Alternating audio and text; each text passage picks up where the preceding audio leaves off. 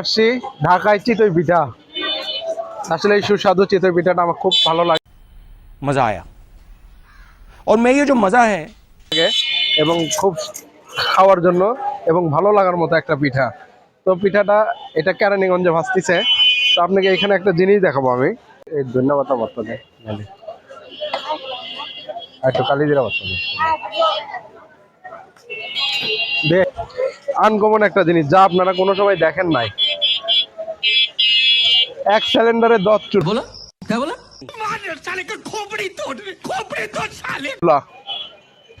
কোনো সময় দেখছেন একসঙ্গে 10টা চুলা জ্বলে এক সিলিন্ডার দিয়ে? 10টা চুলা জ্বলতেছে এবং 10টা কড়াইয়ে 10টা করে পিঠা তৈরি হচ্ছে। খুব আশ্চর্যকর জিনিস। আমাদের বগুড়ায় চুলা আছে, এক এক করে একটা করে চুলা নাই, 2টা চুলা থাকতে পারে। আর এখানে এক সিলিন্ডারে 10টা চুলা জ্বলতেছে একসঙ্গে এবং 10টা করে পিঠা নামতেছে। আর এই পিঠাটা এত সুন্দর এবং ভালো লাগে পিঠাটা খাইতে। যারা অনেকে বগুড়ার লোক ভাবেন যে এটা কি দুধ পিঠা হিসাবে চেনেন, তো আমরা হলো চিতই পিঠা হিসেবে জানি। খুবই ভালো লাগে। আর পিঠাটা খাওয়ার মতো পিঠা, আমার খুব প্রিয় পিঠা। তো এখানে 5 পদের ভর্তা, ধন্যপাতা ভর্তা, কালিজিরা ভর্তা, শস্য ভর্তা, শুটকি ভর্তা। এই যে দেখছেন কত সুন্দর পিঠা। এই যে তৈরি হইতাছে, আটা দিতেছে, তুলতাছে। এই যে আরেকটা হয়ে গেছে, দেখছেন কত সুন্দর। এই ডালটা আছে,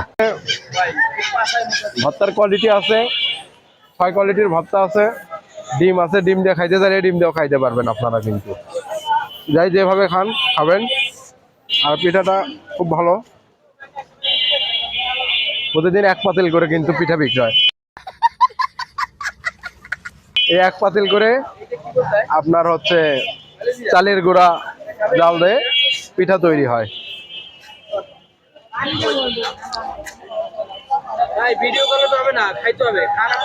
খাইতে খাইতে ঘাইমে গেছি। খুব ঝাল হচ্ছে।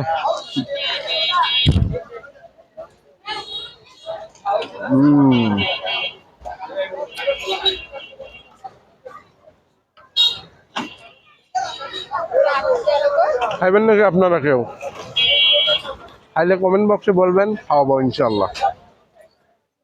আমার বাসায় দাওয়াত করে খাওয়াবো সবাইকে। ওকে, দাও ভাই।